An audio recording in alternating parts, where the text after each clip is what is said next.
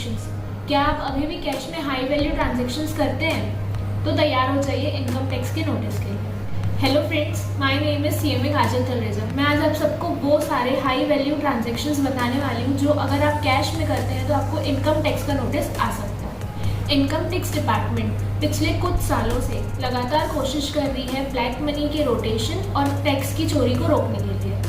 Even income tax department ने financial institutions जैसे कि bank, NBFC, mutual funds company और स्टॉक ब्रोकिंग फर्म्स को भी इंस्ट्रक्शंस दे के रखी हैं कि ये सब इनकम टैक्स डिपार्टमेंट को इंटीमेट करेंगे अगर कोई भी पर्सन एक प्रिस्क्राइब लिमिट्स के बाद हाई वैल्यू कैश ट्रांजेक्शन्स करता है तो चलिए स्टार्ट करते हैं वो 6 ट्रांजेक्शन्स। सबसे फर्स्ट है डिपॉजिट इन करेंट और सेविंग बैंक अकाउंट। अगर आप सेविंग बैंक अकाउंट होल्डर हैं और अगर आप पूरे साल में 10 लाख से ज़्यादा तक का कैश में डिपॉजिट करते हैं तो वो हाई वैल्यू ट्रांजैक्शन के अंदर आता है। बट अगर आप करेंट बैंक अकाउंट होल्डर है तो उसके लिए लिमिट्स 50 लाख हो जाती है। इसमें ध्यान देने वाली बात ये है कि आपके सारे सेविंग अकाउंट्स को मिला करके वैल्यू 10 लाख से ज़्यादा नहीं होनी चाहिए और अगर करेंट अकाउंट्स हैं तो उसमें 50 lakh.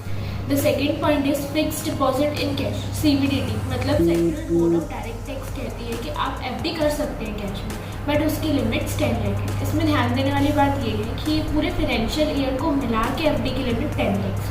Third point is credit card bill payment. अगर आप क्रेडिट कार्ड का बिल पे कर रहे हैं और उसकी वैल्यू इन कैश 1 लाख से ज़्यादा हो रही है तो आपको इनकम टैक्स डिपार्टमेंट का नोटिस आ सकता है। बट अगर ये थ्रू बैंकिंग हो रहा है तो फिर इसमें 1 लाख की वैल्यू नहीं है। हाँ, इसमें एक पॉइंट ध्यान देने वाला और है कि अगर आप इस फाइनेंशियल ईयर का कोई भी पेमेंट दे रहे हैं किसी भी मोड से, चाहे फिर वो कैश हो या बैंक हो, अगर वो 10 लाख से एक्सीड है तो ये भी इनकम टैक्स का नोटिस आ सकता है। Fourth point is investment in mutual funds, stock market, bonds और डिबेंचर्स। अगर आप कोई भी कंपनी में बॉन्ड्स और डिबेंचर्स परचेज करते हैं और उसकी वैल्यू 10 लाख से एक्सीड है कैश में तो आपको इनकम टैक्स का नोटिस आ सकता है। बट हाँ, अगर आप 10 लाख से ज़्यादा इन्वेस्ट करना चाहते हैं तो आपको बैंकिंग के थ्रू करना चाहिए। Fifth point is purchase and sale of property. अगर आप किसी भी रियल स्टेट में डील करते हैं या फिर आप किसी भी प्रॉपर्टी का परचेज एंड सेल करते हैं और अगर उसकी वैल्यू इन कैश 30 लाख से एक्सीड हो रही है तो प्रॉपर्टी रजिस्ट्रार के ऊपर ऑब्लिगेशन है कि वो इनकम टैक्स डिपार्टमेंट को इस हाई वैल्यू ट्रांजेक्शन के बारे में इंटीमेट करेगा।